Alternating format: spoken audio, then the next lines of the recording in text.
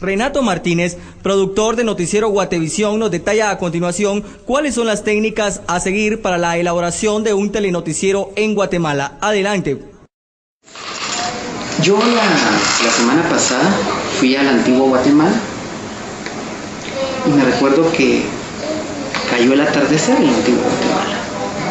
Entré y empecé a observar esas piedras iluminadas con un color naranja y me preguntaba por qué las piedras, siendo grises, tenían un color naranja. Y en eso observo el cielo y resulta que había un celaje naranja de la cosa más espectacular, donde podía observar el volcán de fuego, el Acatenango y el de agua. Llego a la calle del Arco y esa tonalidad rojiza en la calle del Arco, pues empieza a ver las bugambilias floreando, un morado intenso, los faroles empiezan a encender, al fondo la cúpula del Templo de la Merced. ¿Quién se imaginó todo lo que acabo de decir? Yo me lo imaginé otra vez. ¿Sí? Sí. Muy bien. A eso se le llama la técnica literaria de la producción televisiva. Normalmente la técnica literaria me va a permitir utilizar los 9 espacios que tengo marcados ahí y una telerrevista matutina que tenga contenidos de segmentos de espectáculo, de cultura, de moda, de cocina. O sea, teniendo como base esos aspectos técnicos, yo ya puedo proyectar mi programa. Le voy a dar un posicionamiento y a esto se agrega o se enriquece el país del mundo. Pero va a depender mucho de la calidad del programa que yo quiero proyectar para consolidarlo. Y a esto se suma o se agrega el contenido del mismo. Les pregunto, ¿saben redactar, chicos? Sí, ahorita estamos en el segundo año, estamos aprendiendo a redactar. Muy bien, eso es vital. El contenido del programa como tal es vital, la redacción es vital, la ortografía, por ejemplo, es otro de los temas vitales, porque nosotros, ¿qué tiene que ver la ortografía con televisión? Pues mucho, porque lo que hacemos es aplicar créditos que lleven redacción de ortografía, ¿sí? Palabras. Influye en la gente. Correcto. Porque la gente ve que así está escrito en la tele y igual lo escriben. Pues independientemente a esto, ¿sabían que una producción puede ser muy hermosa? La gente no se va a dar cuenta en un momento determinado del programa extraordinario, sino del error ortográfico de ese crédito. Ya me despedazó todo el programa. Otro aspecto importante es el tema de las 4 paredes existentes de la producción. Normalmente nosotros trabajamos en un espacio donde hay paredes.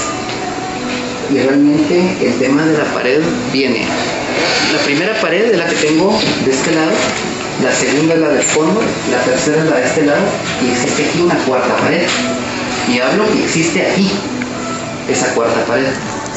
La cuarta pared normalmente se aplica mucho para el espacio escénico. ¿Por qué? Resulta que yo jamás realmente observo al público. Jamás. Lo que puedo observar en un espacio definitivamente puede ser la cabecita o la sombra de la gente que está ahí.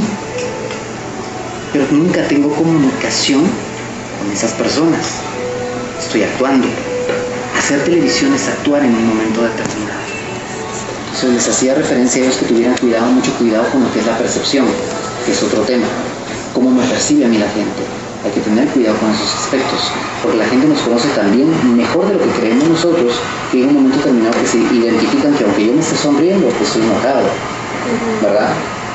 Sin embargo, a lo que quiero llegar es que esa cuarta pared en televisión hay que romperla. ¿Sí? En televisión, el hecho de que yo esté en cámara, la forma en que traslado, a esto se le denomina voz activa. La voz activa a mí me va a permitir en un momento determinado poder generar interés, porque estoy dándole énfasis a ciertas palabras o párrafos que generan acción o que generan interés por la dimensión que tienen dentro de su propia información.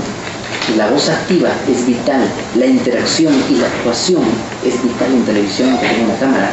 ¿Cómo es que yo involucro al público? En un telenoticiero es la dirección de mi vista hacia la cámara. Por ejemplo, nosotros cuando entramos a algún lugar, posiblemente porque llegamos tarde, entramos con timidez. Sin embargo, la primera impresión que yo tengo al entrar a un lugar es importante. ¿Y qué perciben las personas que están dentro de ese espacio de mí? Pues cuando entren a un lugar, miren a la gente, no miren hacia abajo, no miren hacia afuera. error de comunicación. O sea, ustedes son comunicadores, ¿sí? O sea, cuando yo saludo a alguien, ¿cuál es la forma correcta de saludar a esa persona? Una frente en alto, de una sonrisa, un criterio. ¿Lo principal? No se cambia la mirada. De la vista. No importa si está sonriendo o no, lo importante es la vista. Eso pasa en televisión. Observar es importante. Llegué tarde, asumo la responsabilidad que llegué tarde, pero voy a entrar diciendo buena tarde, buen día, y me voy a ubicar en un punto del lugar. ¿Sí? Estoy bien con eso. La comunicación, ¿sí? El lenguaje físico del que tanto hablábamos. En nuestra visita a los estudios de Noticiero Guatevisión, Eric Salazar, subdirector, nos relata el nacimiento de la televisión en Guatemala. A mí, la década de 1950 vine a Guatemala. Se establece el primer canal en Guatemala, es Canal 3, ¿verdad? Después surge el 7, el 11, el 13. En un principio esos 4 canales eran de distinto propietario. Más o menos a finales, en la década del 70 comenzó a gestarse una operación de adquisición de esos canales por un solo comprador, un solo propietario, que es el señor Ángel González, mexicano, que digamos, la ley aquí en Guatemala no permite que extranjeros tengan medios de comunicación, pero él tenía sus testaferros, que les llaman, ¿verdad? Prestanombres. Por medio de ellos compró estos canales, los 4.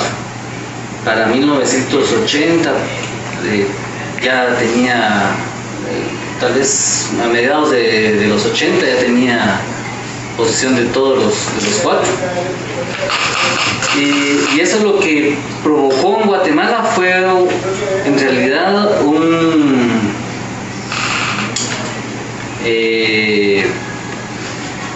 un fenómeno que todavía se está viviendo, que es un descenso en la calidad de la producción televisiva en Guatemala, porque prácticamente no había competencia, ¿verdad? Los canales se dedicaban a hacer, era un negocio rentable, porque compraba productos ya elaborados del extranjero para transmitirlos aquí. Les cuenta es que Guatemala, la parrilla nacional, la programación nacional de la televisión guatemalteca hasta cierta época eran solo productos extranjeros, ¿verdad? Por eso es que nuestra cultura de alguna manera está influenciada por ciertas modas en México. Si ustedes ven El Chavo del Ocho, todavía lo seguimos viendo, y es producto de esa oleada de productos, de programas enlatados que tuvimos, ¿verdad? Y para nosotros el Chavo del Ocho es lo máximo, pero no sabemos que también representa o es un ícono de nuestra miseria en la producción nacional, porque es el estandarte de toda una época en la que nosotros los consumidores de televisión solo recibimos productos hechos fuera del país. Y fue producto de esa miseria de producción de televisión que el cable tuvo un auge grande. Cuando a principios de la década de 1980 empezó a desarrollarse el cable en todo el mundo, Guatemala fue uno de los primeros que vio el desarrollo del cable como una opción para brindar mejores contenidos distintos, pues. Y por eso es que Guatemala, junto con Argentina, es hoy día uno de los países en los que el cable tiene mayor penetración en los hogares de los países donde está.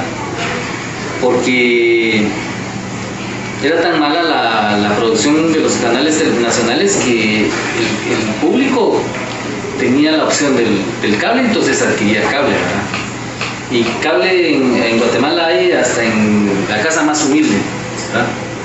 A lo largo de toda la década del 80 se desarrolló, y el 90 se desarrolló el cable en Guatemala. Creció, penetró en los hogares y se convirtió en la alternativa ideal para ver mejor televisión. Ya como producto de ese gran desarrollo de la televisión por cable, en el 2001 nace Guatevisión, ¿verdad? Como un canal nacional, aprovechándose de las frecuencias que habían y de los canales que permitía establecer el cable. Surge Guatevisión y su proyecto piloto es el noticiero, ¿verdad? Su barco insignia, le dicen aquí al noticiero, barco insignia de Guatevisión. Y por eso es que Guatevisión tuvo desde el principio una gran penetración en los hogares, porque se estaba valiendo del cable. Y porque además empezó a brindar una producción que aún incipiente, era nacional y elaborada con sentido de profesionalismo. ¿En qué fecha exacta es que saca Guatevisión su primera producción? El 20 de marzo pero fue con lo del 2003. Fue lo de Irak. La guerra en Irak. Fíjese que tengo entendido que es sumamente difícil acá en Guatemala adquirir una señal UHF. ¿Qué tan cierto es? Sí, es cierto, porque las frecuencias UHF son limitadas, ¿verdad? O sea, la frecuencia UHF es un ancho de banda, por decirlo de alguna manera, que ocupa un lugar en el espacio del país, ¿verdad? Por ejemplo, aquí está el canal 21, aquí el 23 y por allá, más o menos eso es como se representan los canales de televisión UHF. Pero ese espacio es finito, ¿verdad? Se acaba. Entonces es un número limitado de canales de televisión los que hay en Guatemala. Y ya la mayoría, o si no es que todos, ya están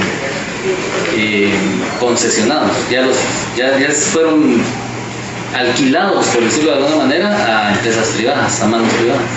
Por eso es que eso es cierto. Ya no digamos los de VHF, que son menos, porque de UHF son cerca de 90, pongamos. De UHF son 11, de VHF son 3, 5, 7, 9, 11 y 13. 6. No, ese es UHF.